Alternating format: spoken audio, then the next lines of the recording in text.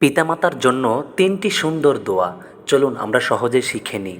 পিতামাতার জন্য দোয়া করা ভালোবাসা ও কৃতজ্ঞতা প্রকাশের একটি অপূর্ব উপায়। ইসলামে পিতামাতার প্রতি সম্মান ও দয়া প্রদর্শনের ওপর বিশেষ গুরুত্ব দেওয়া হয়েছে, যা কোরআন ও হাদিসে বারবার উল্লেখিত হয়েছে। কোরআন থেকে এখানে পিতামাতার জন্য ৩টি সুন্দর দোয়া তুলে ধরা হলো। ইসলামে পিতামাতার মর্যাদা অনেক বেশি।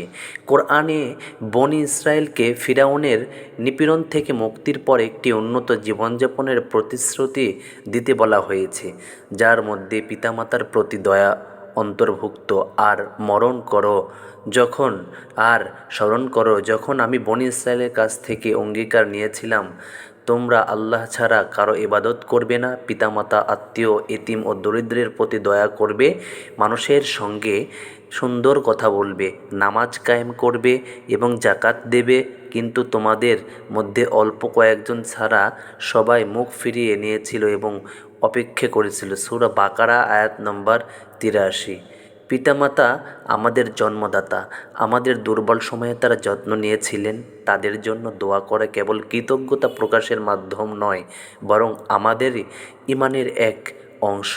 আল্লাহ তাআলার বাণী কখনো এলোমেলো নয়। পিতামাতার প্রতি দয়া করার নির্দেশ ইবাদতের পরেই উল্লেখ করা হয়েছে, যা তাদের প্রতি দায়িত্ব গুরুত্ব নির্দেশ করে। এটি আমাদের মুক্তির পথে পিতামাতার প্রতি দায়িত্ব পালনের গুরুত্ব তুলে ধরে। তাই পিতামাতার প্রতি অসীম ধৈর্য। পিতামাতা আমাদের লালন পালন অসীম ধৈর্য প্রদর্শন করেছেন। কোরআনে বলা হয়েছে, তোমরা পিতামাতার প্রতি দায়িত্বশীল হও। যদি তাদের একজন বা উভয়ে তোমার সঙ্গে বৃদ্ধ বয়সে পৌঁছান, তবে তাদের প্রতি বিরক্তিকর কোনো কথা বলো না। এই আয়াত আমাদের পিতামাতার প্রতি ধৈর্য ও শ্রদ্ধা প্রদর্শন নির্দেশন দেয়। এছাড়া আল্লাহ সন্তুষ্টি পিতামাতার সন্তুষ্টির সঙ্গে সম্পর্কিত।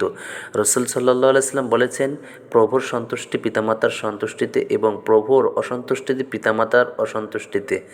পিতামাতাকে খুশি করার আল্লাহ তাআলার সন্তুষ্টি অর্জনের একটি মাধ্যম। পিতামাতার জন্য ৩টি সুন্দর দোয়া, তা নিচে বর্ণনা করব। নিচে পিতামাতার জন্য কিছু কোরআন ও হাদিস ভিত্তিক দোয়া উল্লেখ করা হলো, যা আমার নিয়মিত। পিতামাতার জন্য ক্ষমার দোয়া। উচ্চারণ: রব্বিগফিরলি রব্বিগফিরলি ওয়ালিওয়ালিদাইক ওয়ালিল মুমিনিন ইয়া ইয়া হাইয়্যু ইয়া কাইয়্যুম। অর্থ: হে আল্লাহ, প্রভু, আমাকে, আমার পিতামাতাকে এবং মুমিনদের ক্ষমা করো যেদিন হিসাব হবে সেদিন, এবং আমাকে, আমার পিতামাতাকে, সবাইকে সুস্থ রাখো।